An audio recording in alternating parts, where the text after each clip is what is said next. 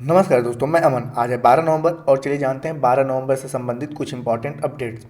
आगे बढ़ने से पहले मैं आपको बता दूं कि जैसा कि मैंने पिछले भी क्लास में आपको बोल रखा है कि कुछ नए क्वेश्चन सीरीज मैंने शुरू कर रखे हैं, जिसमें कि सी टेट के प्रीवियस इस ईयर के क्वेश्चन के मैथ्स के हैं। उसके साथ साथ आपने पता होगा कि ईवीएस के हैं प्रीवियस ईयर के क्वेश्चन से, और साथ ही साथ हिस्ट्री, जिसका कि वीडियो आज मैं अपलोड कर दूंगा। हिस्ट्री प्राचीन इतिहास, जिसका कि वीडियो प्रत्येक 2 से 3 दिन की आवृत्ति में मिलेगा। उसके साथ साथ इंग्लिश और करंट अफेयर्स के डेली वीडियोस आपको मिलते रहेंगे। तो ये सारे नए नए सेशन आपको फिर से आपको मिलेंगे एक ही प्लेटफॉर्म पर। तो अगर आप नए हैं तो चैनल को सब्सक्राइब अवश्य करें और अन्य सेशन को देखकर उनके बारे में भी आप अपना रिव्यू दे सकते हैं। तो चलिए शुरू करते हैं बिना किसी देरी के आज के करंट अफेयर्स के सेशन को। तो आज का पहला अपडेट है, राष्ट्रीय शिक्षा दिवस किसकी जयंती को चिन्हित करने के लिए मनाया जाता है?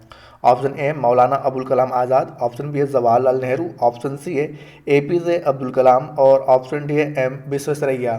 तो यहाँ पर जानते हैं कि मौलाना अबुल कलाम आज़ाद की जयंती के उपलक्ष्य पर 11 नवंबर को भारत में हर साल राष्ट्रीय शिक्षा दिवस मनाया जाता है। इनका जन्म 11 नवंबर 1888 को हुआ था। वह भारत के पहले शिक्षा मंत्री थे जिन्होंने देश की शिक्षा प्रणाली को बेहतर बनाने में महत्वपूर्ण भूमिका निभाई, और साथ ही उन्होंने देश में उच्च शिक्षा की भी नींव रखी थी। तो यहाँ पूछा गया है कि राष्ट्रीय शिक्षा दिवस किनकी जयंती को चिन्हित करने के लिए मनाया जाता है? तो सही ऑप्शन होता है आपका ए मौलाना अबुल कलाम आज़ाद।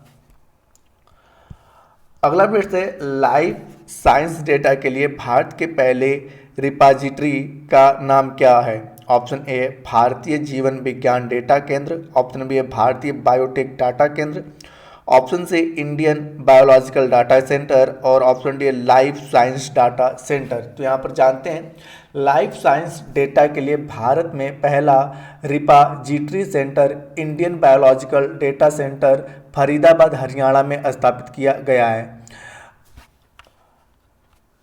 आईबीडीसी को भारत में सार्वजनिक रूप से वित्त पोषित अनुसंधान से उत्पन्न सभी जीवन विज्ञान डेटा को संग्रहित करने के लिए अधिकृत किया गया है। आईबीडीसी की डेटा भंडार क्षमता 4 पेटाबाइट है। तो यहाँ पूछा गया है कि लाइफ साइंस डेटा के लिए भारत के पहले रिपोजिटरी का नाम क्या है? तो आपका सही ऑप्शन होता है सी इंडियन बायोलॉजिकल डेटा सेंटर। अगला प्रश्न है, दक्षिण भारत की पहली वंदे भारत एक्सप्रेस को किस शहर में हरी झंडी दिखाई गई? Option A Mysore, option B है बेंगलुरु, ऑप्शन सी है चेन्नई और ऑप्शन डी है बेल्लोर। तो जानते हैं यहाँ पे प्रधानमंत्री नरेंद्र मोदी ने KSR बेंगलुरु शहर रेलवे स्टेशन से दक्षिण भारत की पहली वंदे भारत एक्सप्रेस ट्रेन को हरी झंडी दिखाई है। शानदार उद्घाटन समारोह के बीच ट्रेन को चेन्नई सेंट्रल के लिए रवाना किया गया। ट्रेन सप्ताह में 6 दिन मैसूर और चेन्नई के बीच कटपड़ी और बेंगलुरु के स्टॉपेज के साथ संचालित की जाएगी। तो यहाँ पूछा गया दक्षिण भारत की पहली वंदे भारत एक्सप्रेस को किस शहर से हरी झंडी दिखाया गया? तो आपका सही ऑप्शन होता है बी बेंगलुरु। अगला प्रश्न, किस राज्य में Cauvery south wildlife sanctuary को अधिसूचित किया गया है? Option A Karnataka, option B है तेलंगाना, ऑप्शन सी आंध्र प्रदेश और ऑप्शन डी है तमिलनाडु।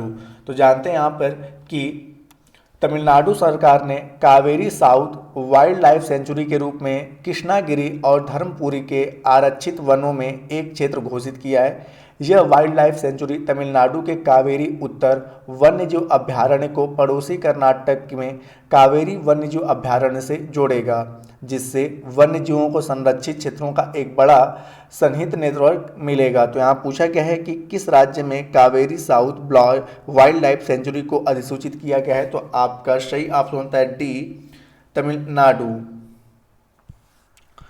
अगला प्रश्न है, कौन सा देश महिला विश्व मुक्केबाजी चैंपियनशिप 2023 की मेजबानी करेगा? Option A Bharat, option B है तुर्की, ऑप्शन सी है चीन और ऑप्शन डी है दक्षिण कोरिया।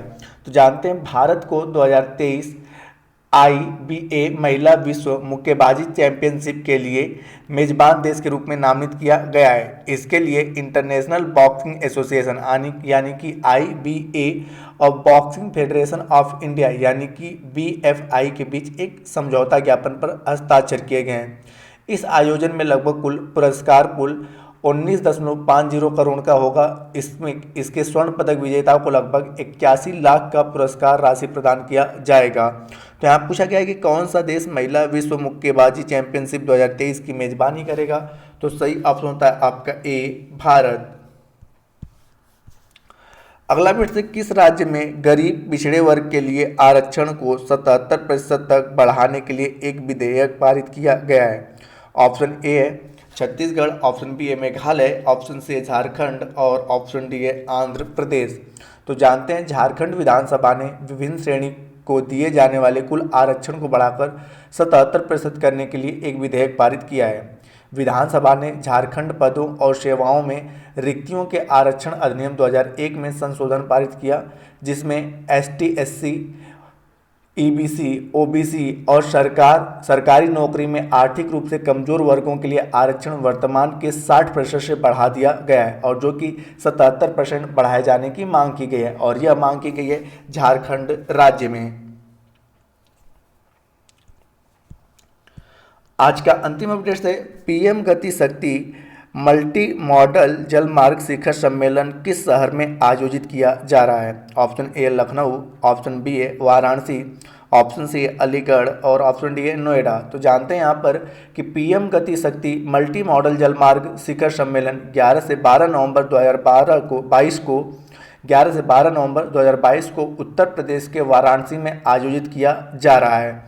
भारतीय जलमार्ग प्राधिकरण, बंदरगाह, जहाजरानी और जलमार्ग मंत्रालय के तत्वाधान में पीएम गति शक्ति मल्टी मॉडल जलमार्ग शिखर सम्मेलन का आयोजन कर रहा है। तो यहाँ पूछा गया है कि पीएम गति शक्ति मल्टी मॉडल जलमार्ग शिखर सम्मेलन का आयोजन कौन सा शहर कर रहा है। तो आपका सही ऑप्शन होता है बी, वाराणसी। तो दोस्तों आज के लिए इतना ही। आपको फिर से रिपीट करते हैं कि आपके यूट्यूब चैनल एजुकेशन हब पे सीटेट के मैथ और ईवीएस के प्रीवियस ईयर के क्वेश्चन को यहाँ पे समझाया जा रहा है, पढ़ाया जा रहा है और साथ ही साथ हिस्ट्री और इंग्लिश के भी सेशन को यहाँ पर शुरू कर दिया गया है। यह वीडियो शुरुआती दौर में थोड़े से अधिक दिनों की आवृत्ति पे आपको मिलेंगे, कुछ समय बाद वो आवृत्ति कम होकर प्रत्येक दिन आपको मिलना शुरू हो जाएगा। तो अगर आपको वो सारे सेशन अच्छे लग रहे हैं तो उनको भी लोगों के पास शेयर करें और चैनल पर नए हैं तो सब्सक्राइब करें। तो समय है आज कल के पूछे गए क्वेश्चन का आंसर देने का। तो कल आपसे पूछा गया था कि फ्लोरेंस नाइटिंगेल पुरस्कार की शुरुआत कब की गई थी।